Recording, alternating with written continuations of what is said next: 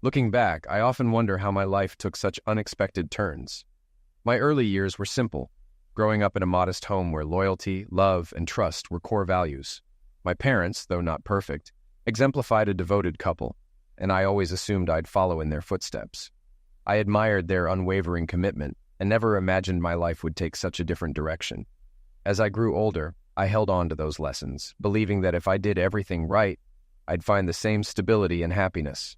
I worked hard, pursued my passions, and met someone who seemed to share my ideals. But life proved more complicated. The values I cherished were tested in ways I never expected, and the perfect life I envisioned began to crumble. On a crisp November morning, I found myself in the driveway, washing my 2008 Mustang, a symbol of the freedom and control I craved in my chaotic life. While others found peace in hobbies like golf, I preferred the calming ritual of caring for my car. As I cleaned, I couldn't shake the feeling that time was slipping away, hinting at the profound changes about to unfold.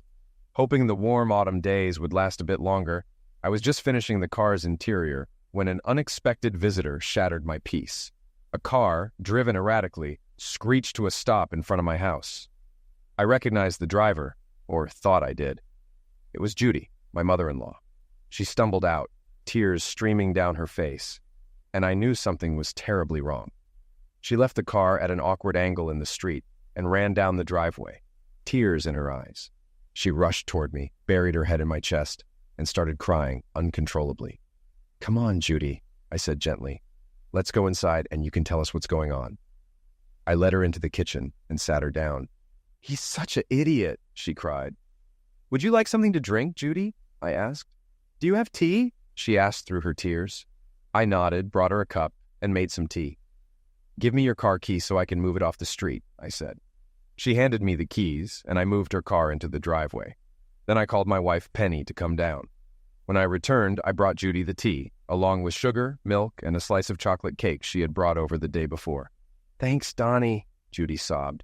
"Penny, you're lucky to have him. You'll probably never have to worry about your husband cheating on you." I was stunned. I couldn't believe Ed, Penny's dad, would cheat on Judy. As I started to leave, Judy grabbed my hand. "Donnie, you're family too. I want to talk to you," she said. "Okay, Judy, what's going on?" I asked. "Why do men cheat?" she asked. I felt uncomfortable. "Mom, some say men are wired to spread their genes. Maybe Dad has a strong urge, but that doesn't make it right," Penny said. "I'm not talking about all men," Judy replied. "I'm talking about your father, who promised to be faithful and keeps breaking that promise." "Mom, you know Dad loves you," Penny interrupted. "But sometimes he struggles with his nature. All you can do is try to work through it." "When he married me, he vowed to put our marriage above everything else," Judy said. The doorbell rang, ending the conversation for now. "I'll get it," I said, glad for the distraction. I opened the door to find Ed, who looked defeated. "Hi, Don," he said softly. "Is Judy here?" "They're in the living room," I replied. He walked inside, and I went back to washing my car, trying to clear my mind. As I was focusing on the task, I heard a giggle behind me. 2 arms wrapped around my waist, and a lock of brown hair fell over my shoulder. "Donnie, do you love me?" Penny asked. "Of course I do, Penny," I said. "I'm dealing with a family crisis, and I need your help. Can you grill some steaks and help calm Mom down?" "They might actually divorce this time," she said. "Has this happened before?" I asked. "Several times," Penny said. "They love each other, but keep going through this. Dad seems serious about getting help now. He knows he can't do it alone." "Maybe your mom should have put her foot down sooner," I suggested. "What do you mean?" Penny asked. "If I were her, I would have left him the first time he cheated," I said.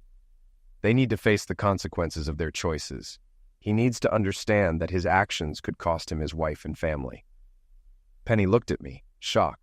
Then her lips trembled as she tried to hold back tears. I could see she was on the verge of breaking down. I wrapped my arms around her, telling her to calm down. "I'd do anything for you," I said. "Donnie, it's easy for you to say. Your parents were perfect, so you've never had to deal with this. I don't want my parents to split up or be alone. When we have kids, I want them to have grandparents who love them. I want us all to be one big, happy family, without worrying about which parent to invite to events because the other won't come," she said. "Okay, honey," I replied. "I'll help. I'll cook the steaks, and you can send your dad to talk to me while you talk to your mom." Maybe when the food's ready, we can all talk together on the deck. I didn't agree with what I was doing, but I loved Penny and understood her need to keep her family together. We all want our families to stay intact, even when our parents fall short. So I spent the afternoon talking with my father-in-law. We chatted about my Mustang, sports, and grilling steaks. He tried to come across as knowledgeable, but I knew he was full of it, especially when he lied about a car that didn't even exist. Eventually, I asked, "So, what's going on with you and Judy?" He looked like I'd knock him. Then he almost cried, saying, "I didn't mean to hurt her. She wasn't supposed to find out." I thought, how original. If you didn't want to hurt her, why do the one thing that would? I stayed calm, though I was seething inside. I imagined him hurting Penny, and I wanted to kick him off my property. Judy deserved better. She should divorce him. I thought of my dad and Uncle Steve, who were both good men. Any of them would have appreciated a woman like Judy. But instead, here was this idiot trying to save face by saying he needed to reconnect with the church. I had to stifle my laughter at the thought. Later, Judy and Penny joined us on the deck for dinner. Ed tried to play the repentant husband, but it was clear he was just trying to save himself again. After a while, I excused myself, went inside, and laughed so hard I cried.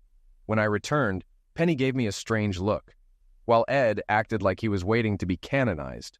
Judy, however, was in real pain, torn between cutting him out of her life or trying to salvage what was left. She was relying on us to help her make the right choice. "So, Donnie, do you think counseling could help?" Judy asked. I glanced at Ed, who gave me a slight nod, and then at Penny, who also nodded, trying to save her parents' marriage. Finally, I looked into Judy's eyes, which were sincere. I answered, "Counseling can help you work through problems and see things in your relationship that you might otherwise miss." It wasn't a lie. I'd heard it on a therapy show, so there was some truth to it. Judy nodded. "Okay, we'll give it a try." She reached for Ed's hand and smiled. Penny looked at me, and I felt guilty. I was doing this for her, but it didn't sit well with me. I excused myself, saying I needed to show Ed something in the garage.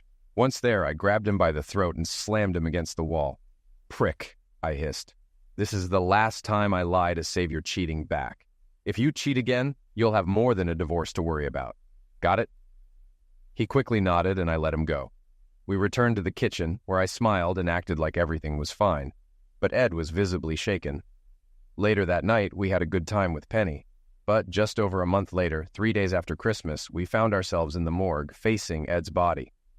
The attendant pulled the sheet back with a flourish, revealing the lifeless form of a man who had once been full of life.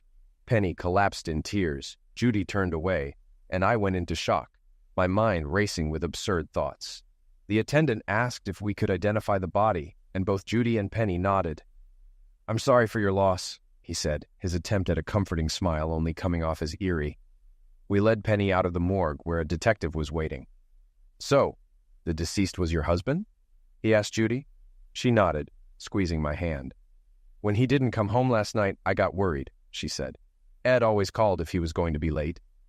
The detective offered us coffee, which I declined after seeing the state of the coffee maker. Penny asked, "What happened to him?" "I can't reveal details of the investigation," he began, "but it'll be in the papers soon. Your husband, your father, young lady, was found at the Sly Easy Motel on Sycamore Avenue. A hysterical woman was with him. Her husband caught them together, kicked in the door, and, well, he kept the last bullet for himself. You should go back to the morgue and say goodbye," the detective said gently.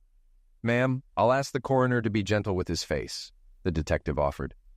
"That won't be necessary," Judy replied coldly. "No problem," the detective said. "We have clear evidence. The security tape shows everything, the guy kicking in the door. Your husband was already gone, and there are no signs of anyone else moving around." "Detective," Judy said firmly, "I meant it's not necessary. I don't care where he's buried." Judy stood up, and I followed. Penny looked at her mother and said to the detective, "She's upset." He just nodded. As soon as we left the detective's office, Judy broke down, crying on my shoulder as I drove them home. Throughout the day, people came by to offer condolences. Our neighbor Tanya stopped by with some treats. "How are you holding up?" she asked. I shrugged. "It's okay, honey. We're friends," she said. "I know you spent a lot of time with Ed. I used to see him chatting with you while you polished your Mustang." "Tanya," I whispered, "I couldn't stand that guy. He was a serial cheater, and it was just in his nature. Judy deserves better." She laughed. But Judy loved him. He was her first everything. That's why she kept forgiving him. Without him, she'd be lost. But Tanya was wrong. Over the weeks, Judy's anger towards Ed only grew. She even refused to attend his funeral at first, but I convinced her to go for Penny's sake.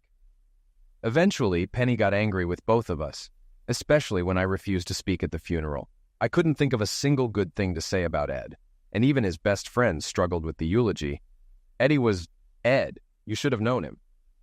After the funeral, Judy became more involved with us, but certain things like watching TV shows where a husband cheated would set her off. Penny and I often discussed how we could help her. Penny seemed to move on from her father's end of life fairly quickly, and life resumed. About 3 months later, we hosted a gathering, inviting every eligible man we could think of for Judy. At 43, she looked more like Penny's sister than her mother. But Judy didn't know how to flirt or mingle. She'd only ever been with Ed, who had swept her off her feet when she was 18. We knew it would take time for her to adjust, so we planned to keep hosting these gatherings. After the party, as we were cleaning up, I noticed Penny's phone on the counter and saw she had a message. Assuming it was from her mom, I checked it and froze. Penny had been texting another man. As I read through the messages, I realized she was dating someone else. Shocked, I stood there feeling like my world was falling apart. How had I missed this? Penny and I spent so much time together.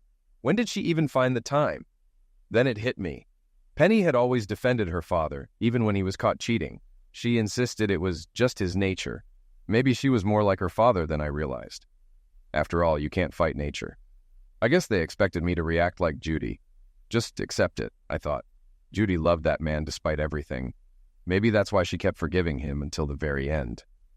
Her anger might not have been because he cheated again, but because his end of life robbed her of the chance to forgive him one more time.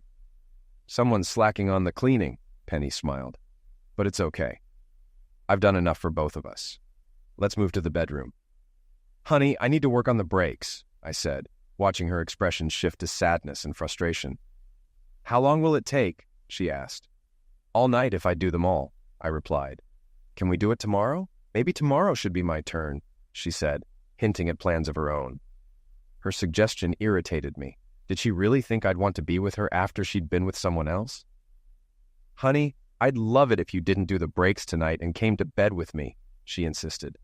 And I'd love it if you let me do the brakes after grilling and entertaining at a party for your mom, I shot back. If you really loved me, you'd do them later, she challenged. If you really loved me, you let me do them now, I retorted. What's wrong with you, Donnie? She asked. You usually want me all day, but today you're distant. Do you know how many women here tell me how lucky I am to have you? Even Tanya said what she'd do to you if I weren't around. Well, tomorrow's another day, I said, leaving her standing there. Okay, she called after me, but I knew what was going on. She was desperate for Zex tonight because she had no plans for us tomorrow. She'd be too tired after being with someone else. Maybe I'm jumping to conclusions, I thought, recalling a TV show where a jealous husband mistakenly thought his wife was cheating. He wrecked a car he thought belonged to her lover, only to find out it was a gift for him. The wife divorced him. The next morning I went to work as usual. Penny made me breakfast and I said, I'm sorry. I love you, Penny. What's gotten into you this morning? She asked, smiling. I just wanted you to know how much I care about you, I said, feeling guilty, as if trying to stop her from doing something we'd both regret. At work, I immersed myself in tasks. By 9:30, I was ahead of schedule and left early. As I was leaving, Penny called. Hi, honey, she said. Want to have lunch together? I'd love to, I replied. Home or a restaurant? I felt relieved, thinking I had been wrong. Then she said, Hold on, I have another call. A few seconds later, she returned. Can we do lunch tomorrow? Mom needs to talk. I'll probably be busy, I said and hung up, my suspicions returning. I called Judy. How's your day going? I asked. Better now that I've heard from my favorite son-in-law, she said. Your only son-in-law, I reminded her. But still my favorite, she laughed. Have you talked to Penny today? She's going to ask you something soon, Judy said. Just don't set me up with one of your friends again, she joked. I'm not ready to date. No, just a dinner for the three of us, I said. Oh, that sounds nice. I'll pretend to be surprised when she calls, Judy replied. Bye, Judy. Have a good day, I said, ending the call. The call delayed me by 10 minutes, and I realized Penny had only called to confirm I was at work. Maybe she'd picked up a few tricks from her father, who got caught a lot. I drove straight to the motel and quickly spotted Penny's Ford Focus in the parking lot. I knew exactly which room to go to. I saw a cleaning lady nearby and paid her $50 to quietly open the door. As soon as I entered, I saw him trying to turn around. I crossed the room, yanked him off the bed, and slammed him onto the hard floor. "Donnie, what are you doing?" Penny screamed, trying to pull me away. I calmly stood up and removed her hands from me. "Don't ever touch me again," I said coldly. I called my secretary, told her I was sick and wouldn't be in for the rest of the day or the next. Then I dialed emergency to report an attack. Penny sat silently on the bed, trying to speak, but I kept telling her to shut up.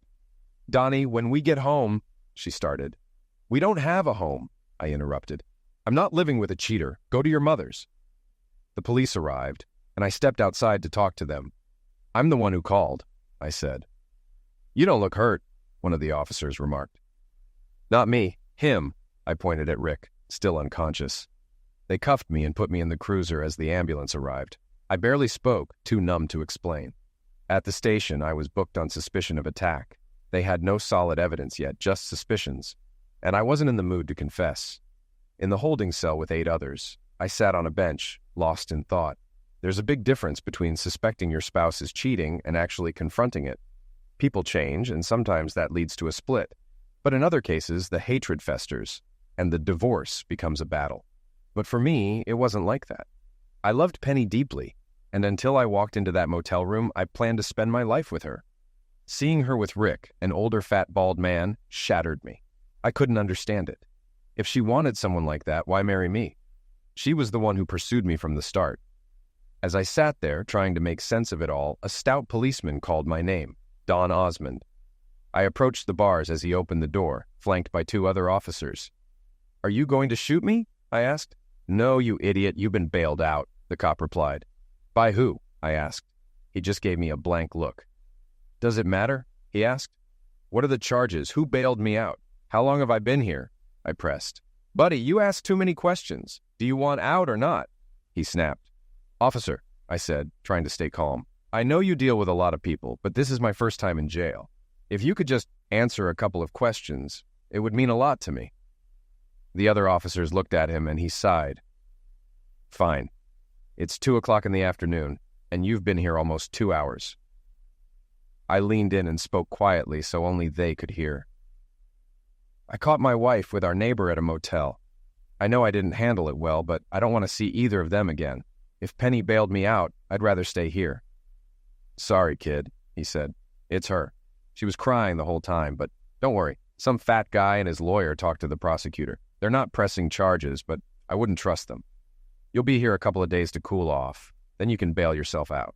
I sat back down, noticing the other inmates watching me. They were probably wondering why I wasn't leaving.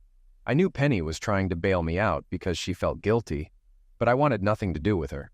I couldn't help but think about how I'd encouraged Judy to forgive Ed, yet I couldn't do the same for Penny.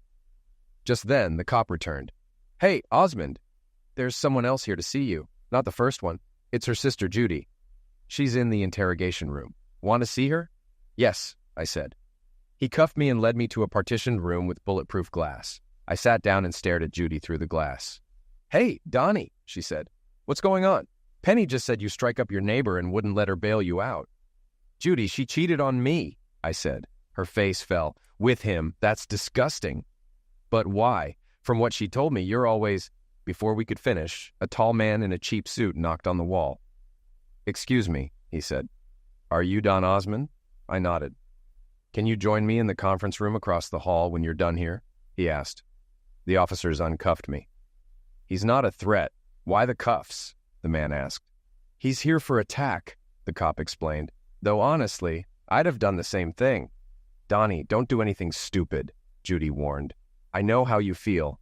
I'll call you tomorrow," I said. "If I get out today, I'll send Penny to stay with you." I walked into the conference room where Penny, Rick, and 2 other men were sitting. Penny jumped up, and Rick limped toward me. "Get away from me," I shouted. "If any of these idiots come near me, I'm going back to my cell." The guy at the table introduced himself. "Mr. Osmond, I'm Willis Drummond, the district attorney. Mr. Daniels here represents your neighbor. We have a suggestion that could let everyone walk away now."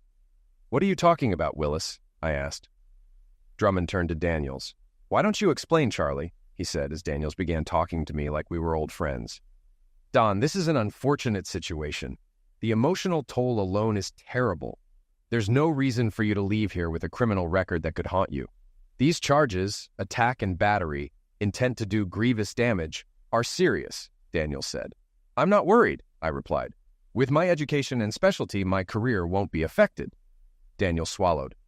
No need for an innocent person to suffer over a situation that spiraled out of control. Innocent? Who here is innocent? I'm the one who got hurt, I said. At that moment, Penny started crying. I thought I had a wife I could love for life. I was wrong. I thought I had a friend next door I could trust. Wrong again. Donnie, what about Tanya? Rick asked. She's done nothing wrong. Why hurt her? Tanya deserves to know the truth. She deserves better than a cheater. She'll be fine without you, I said. Maybe we'll even get through this together. No, Rick pleaded. Don't tell her. Daniels jumped in. Here's the deal. My client won't press charges if you agree to forget this ever happened. I won't forget, I said. I'll take it to a jury. When they hear why I strike your client, they'll understand. I'll name him in my divorce and testify against him in Tanya's. The four of them huddled and argued quietly, then turned back to me. What do you want? They asked. Nothing, I replied. I won't tell Tanya or sue you, but you must testify in the divorce and deny the charges and stay 50 feet away from me and my things. Deal, Rick said with a grin. Good.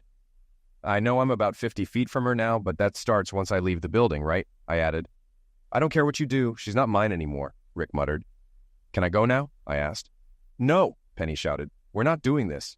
Willis, walk me to the counter so I can get my things. I need my wallet for a cab. As I walked out, all I could hear was Penny crying. When I got home, Tanya was outside and called to me. Where have you been, stranger? She asked. My husband got into a bad situation and got roughed up. Poor guy, I said. It's tough, Tanya. I'm sorry, but I've had a rough day too. We'll talk later. Send your wife over, she said. Tanya, I don't have a wife anymore, I replied, leaving her shocked. Inside, Penny's cell phone rang, but I let it go to voicemail. After the 5th call, it went silent, then rang again, this time from Judy's number. I picked up to tell her to stop calling. Judy, can you... I started. Honey, you have to... I hung up. Half an hour later, the phone rang again. It was Judy. I answered. Donnie, are you there? She asked. Hi, Judy, I said. I had to give Penny some tea with sleeping pills. She's out of control, crying and blaming everyone for ruining her life. I believe it, I said sadly. But there aren't many people to blame. Oh, she blames Rick and says he tricked her into that deal. She also blames you for your behavior. How am I doing? I asked. Donnie, you're not acting like yourself, she said softly. And that's exactly what she expected. Does it ever get better? I asked. No, she whispered. It gets worse. You start doubting yourself, wondering what's wrong with you, why he chose someone else. You compare yourself to others, and every time he's late or not where he's supposed to be, you imagine the worst. It never goes away, and you never fully trust again. Judy, can I tell you something? I asked. Of course we're family, she said. I lied to you, I admitted. When we were trying to get you to take Ed back and go to counseling, I thought you should just overlook his cheating, but you said what Penny wanted. Because you love her, she finished. I know, Donnie. You're a terrible liar. Your mouth says one thing, but your eyes say another. Ed was foolish, I said. No one he cheated with was worth a fraction of you. Maybe it's in their blood, she replied. I can't believe Penny let that gross guy near her, let alone... She cut herself off. Donnie, I'm sorry, but I'm not you. I won't keep taking her back just for her to do it again. Maybe she got it from her father, I said. She always said you can't fight nature. I hope that's not true, she said. You can train wild animals. Maybe people can change too. But it's rare, Judy, and it takes a lot of effort, I replied. Cheaters will cheat. So what does that mean for us? She asked softly. We have 2 choices, I said. We can move on and start fresh, knowing we're just good people who loved the wrong ones. You have a beautiful daughter to show for it. I have nothing, so my life feels wasted. Or we can stay and hope they change, but then we're just fools for putting up with it. You deserve someone worthy of you, and I should find someone who is too. Who are you talking to, Mom? Penny asked. Is it Donnie? Does he want to talk to me yet? Did you tell him how sorry I am? Bye, Judy, I said. Looks like you've got your hands full. In the following days, I talked to Judy a lot. Tanya and some neighbors brought food and chatted with me. I hired a lawyer and prepared a fair divorce agreement. I wanted to split everything equally, even though it wasn't fair to me. I didn't want things to get ugly, but I was ready to go to court if necessary. My lawyer got Rick to spill everything. It had been going on for over 6 months, and Rick believed he wasn't the first. I asked Judy if I could come over to talk. When I arrived, she opened the door, and I hugged her. Penny came up to me. "Donnie, I've missed you so much," she said. "Penny, I'm here to make this easier," I said. "I didn't want a stranger handing you divorce papers, so I brought them myself." "No, Donnie," she pleaded. "I'll stop. It won't happen again. You have to give me another chance. I'm going to see a counselor." "Penny, that won't help," I said. "This isn't the first time. My lawyer questioned Rick. We know everything. You've been with him for over 6 months, and I doubt he was the first. How could you look me in the eye?" "It was just Zex," she said. "You and I are so much more than that." "You and I are nothing now," I replied. "All that's left is a gold ring, and that means nothing when the vows are broken." "Donnie, please," she begged. "No, Penny," I said. "I'm not living like this." "You're being unfair," she whined. "You're tearing my heart out. You love me." "Damn it, Penny, shut up," Judy said. "Mom, stay out of this," Penny snapped. "He's being unreasonable. It doesn't have to be this way. I love him so much I feel like my heart will burst." "Boo, boo, boo, boo," Judy shouted. "You're just like your father, Penny. You act like the world revolves around you and what you want. I forgave your father repeatedly, and maybe you think that's how it should be. But Donnie isn't me. You're a grown woman, so act like it. You had the perfect marriage, and you ruined it. Now get over it. Donnie's hurting too. He's been so depressed. I can't believe you did this to someone who loves you so much. But then your father did the same to me. I'm glad he's free now. I only wish I had been." "But Mom, I'm depressed too," Penny said. "I know I was wrong, and I'm sorry. I'm hurting as well." "Penny, it's your own fault. As much as I love you, maybe you deserve it," Judy replied. "I agree," Penny said. "But I don't think it was bad enough to get divorced over." "Shouldn't that be up to the person you hurt?" Judy asked. "Marriage is about what both people want, Penny. Maybe Donnie doesn't want to be married to you anymore." "Stop saying that, Mom!" Penny yelled. She turned to me. "Donnie, haven't I been a good wife? I've cleaned, cooked, and given you everything you could want. Why can't you focus on what I did right instead of my mistakes? I feel lost without you. I can't stop crying. I feel like my life is over. You can make us both better. Just forgive me this once. I swear it won't happen again." I left the room without responding. At the door, I turned and said, "Penny, get a lawyer. I want to get this over with and start fresh." I drove home and saw Tanya again as I walked onto the porch. "Hey, Donnie, wait up," she called out. I sighed as she crossed the yard. She was dressed in old denim shorts and a sweat-soaked t-shirt, clearly having forgotten or skipped wearing a bra. "I need to tell you a couple of things," she said. Tanya wasn't as slender as Penny or Judy, but now that I was no longer with Penny, I noticed her more. "Why are you looking at me like that?" she asked. "Sorry," I said. "I shouldn't have. I just wanted you to know Rick and I are here for you. If you need anything or just want to talk, we're here. Rick's still shaken from being mugged, and talking might help him too. You know, helping others can make you feel stronger, but that's not what I meant," she added with a smile. "You know I'm married, and you're not that kind of guy." I smiled weakly, thinking about telling her the truth about Rick, but I realized it would only hurt her. Besides, Rick was probably trying his best to be the husband she deserved after what happened. There was no need to make things worse. "Donnie, it's a cruise," she continued. "One of our clients is organizing a singles cruise, and there are still cabins available.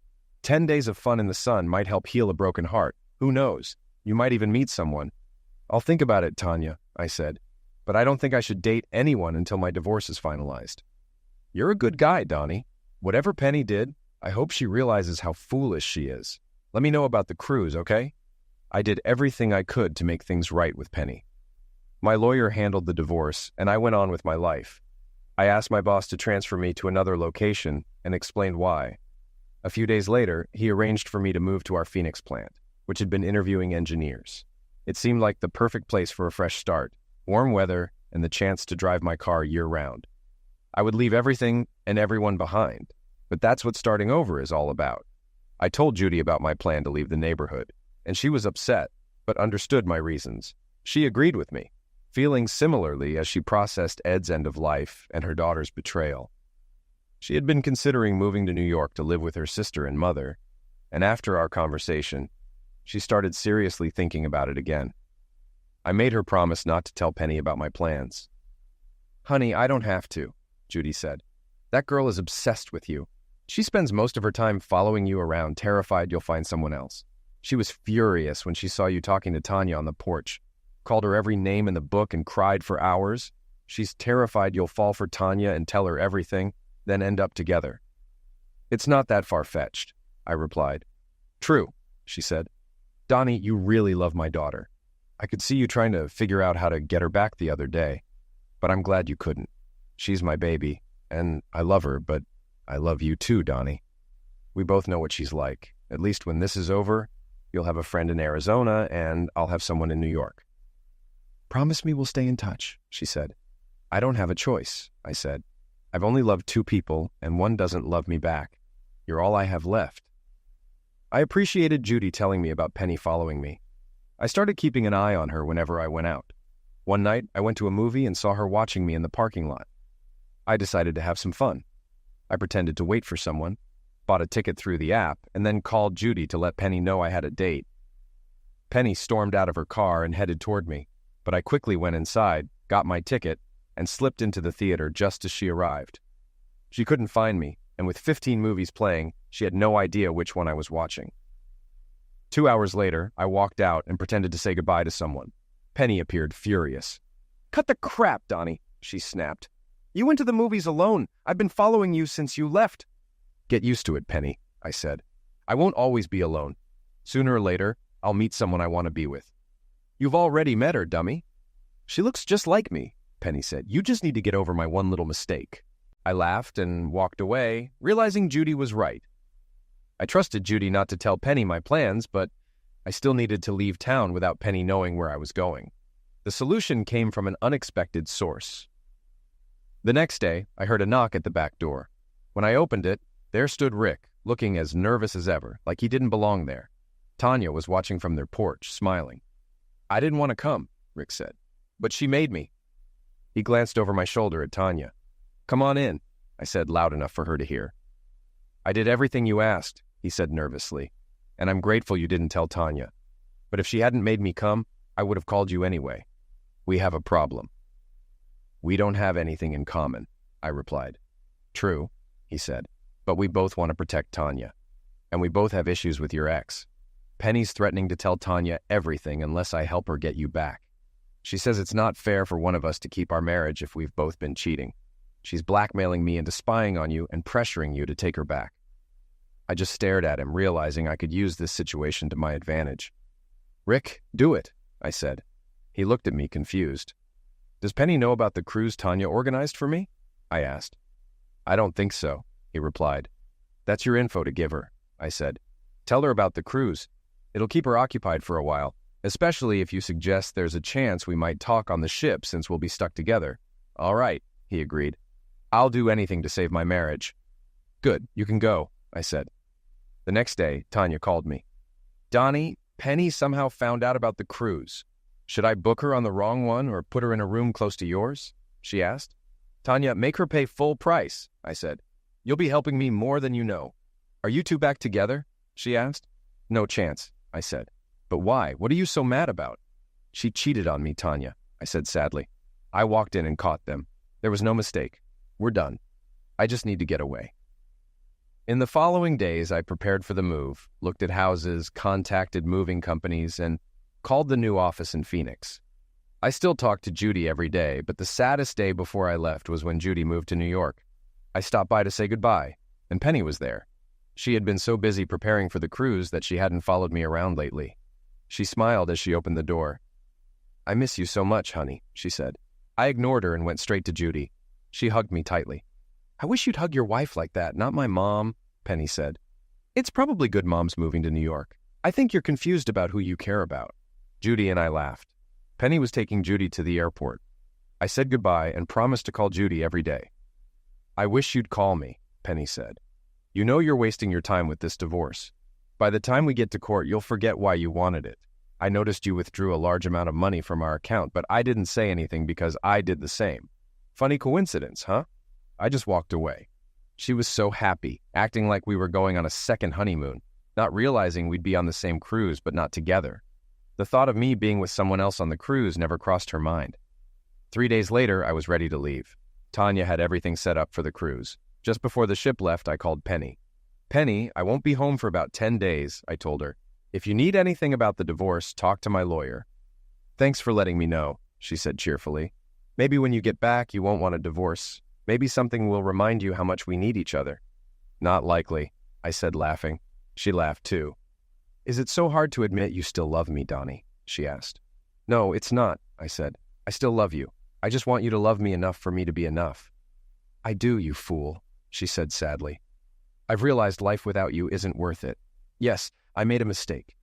But it wasn't about love. Something drew me to Rick, and I don't even know what it was. Maybe we'll figure it out in therapy." "If you like old sayings," I said, "have you heard you can't fight nature?" She looked at me strangely and sighed as I hung up. 6 hours later, the ship was at sea, almost out of cellular range, when my phone rang. I looked at the screen and smiled. Watching the scenery go by, I thought about how Penny might be looking out of her porthole. But I had a window. "Where the hell are you?" she shouted. "I've searched the whole damn ship and you're not on it." "Who said I was?" I laughed. "How can we get back together if we don't spend time together?" she yelled. "You won't let me come home. You don't touch me and you barely talk to me. I'm going crazy. I love you, Donnie." "Okay, Penny," I said. "After the cruise, you can come home, but we won't sleep together." "I'll do whatever it takes to get back in your bed and heart," she said, her voice shaky. "I love you, Donnie." The call went silent, and I laughed as I crossed into another state. I decided to call my only friend. "Hi, Judy," I said when she answered. "Donnie," she squealed. "It's been so long since you called." "Almost 4 hours," I joked. "I think I made a mistake," she said. "Do you know what it's like living with 2 stuck-up old women?" I started laughing. Judy always lifted my spirits.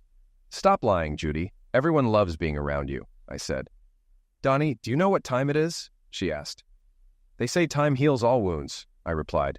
"They're wrong," she said seriously. "I forgot how much I didn't get along with my sister. She and Mom are so alike now that I don't fit in." I laughed again. "Do you check your rearview mirror to make sure you're not being followed?" she asked. "It's hard to keep up with a truck when you're on a ship," I said. She laughed. "I won't ask how you got on the ship without her." "Remember the cow weapon commercial?" "I had my own ancient Chinese secret," I said.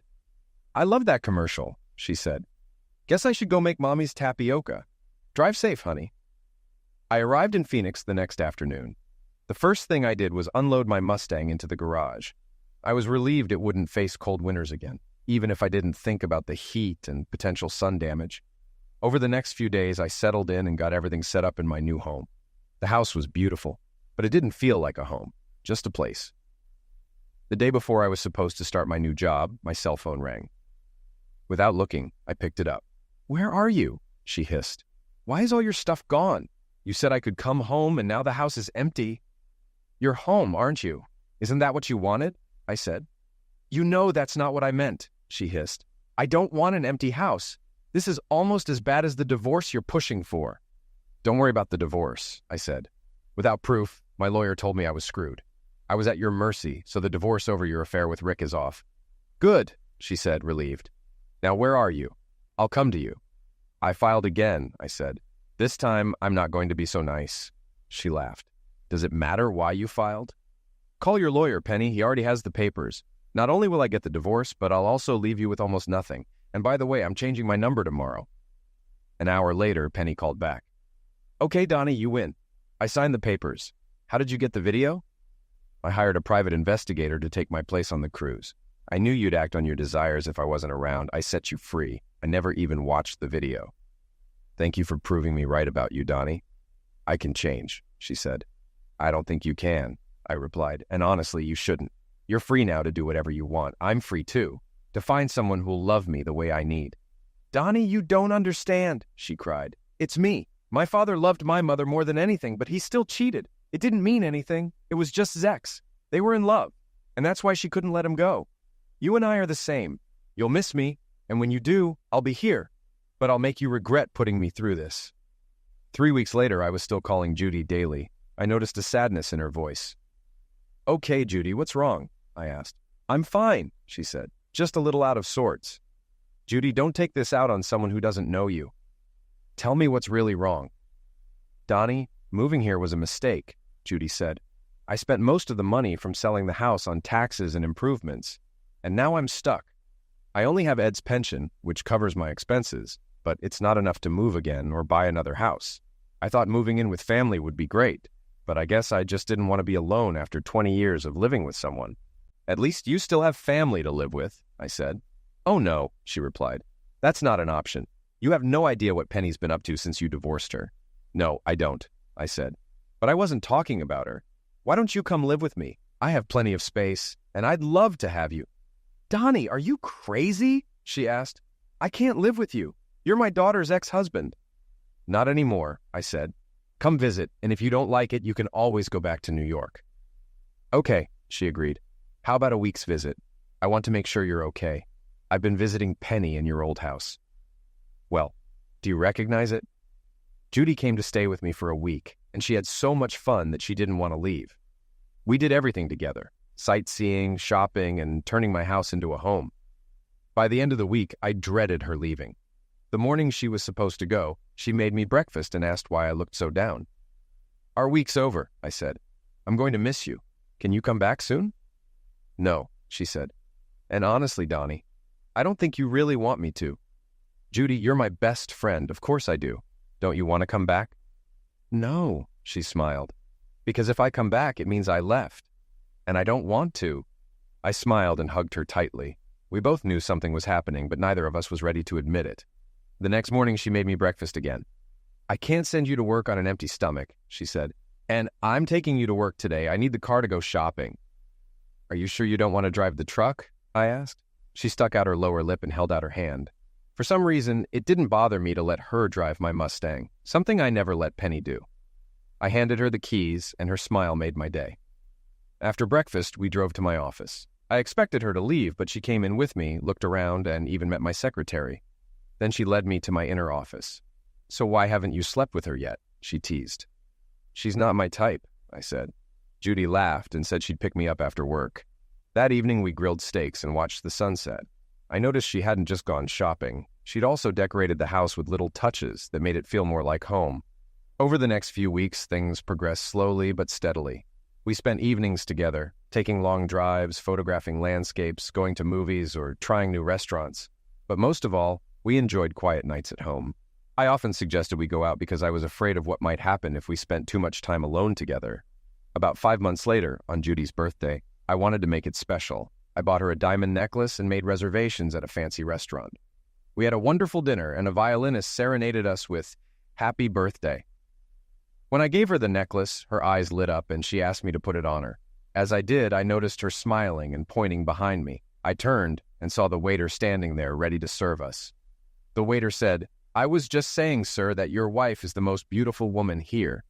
"You're right about that," I replied. "Donnie, you should thank him, silly," Judy giggled. "Or at least correct him. He thought we were married." "I couldn't thank you enough," I said. "That would mean I had something to do with you being so beautiful.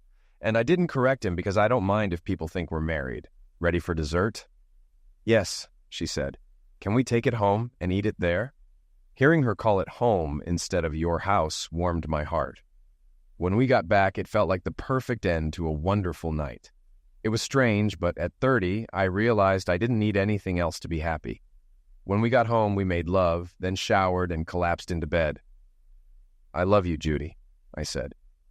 5 months, she said. "I can't believe we've been doing this for 5 months." "We wouldn't have lasted this long if we were the type to just jump into bed with someone," I said. "Maybe not," she laughed.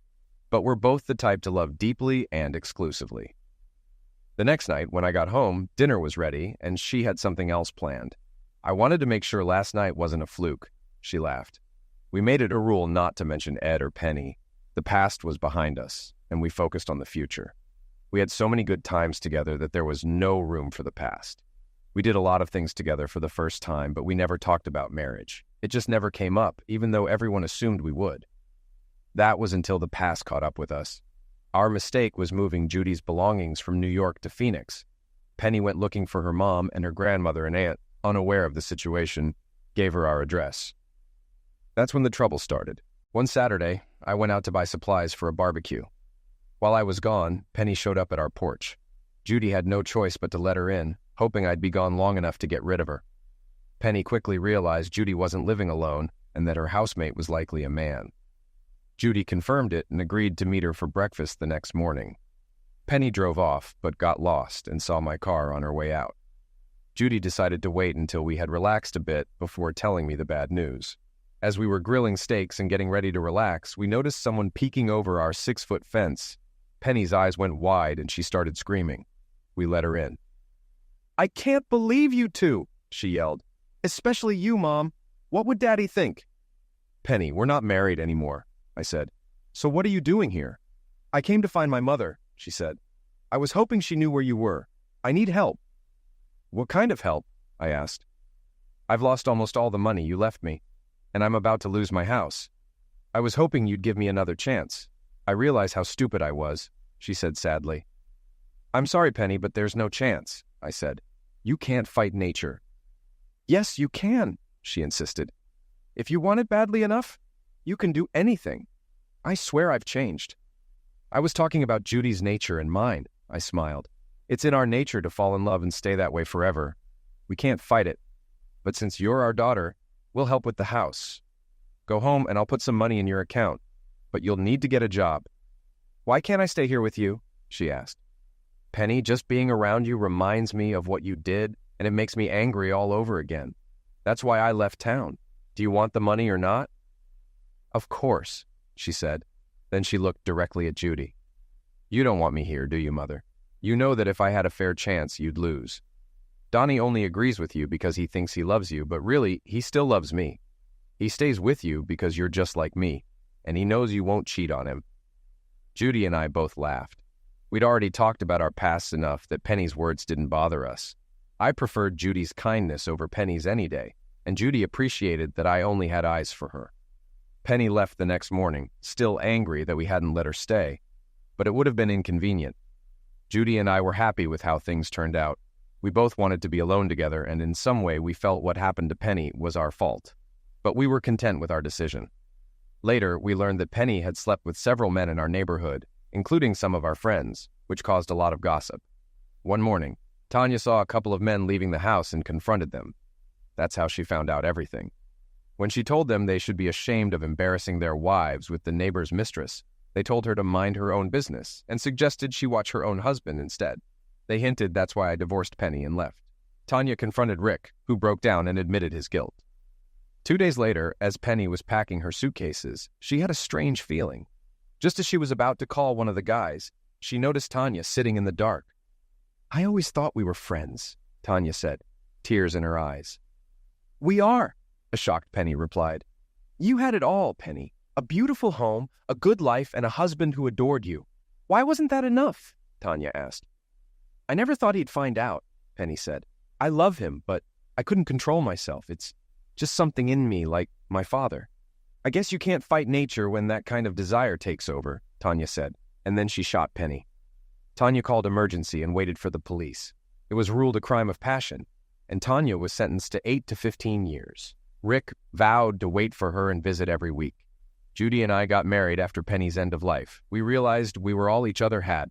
There were articles about us, especially because it's still rare for a woman in her 40s to carry twins to full term. We didn't name them Penny and Ed, as we kept our rule of leaving the past behind.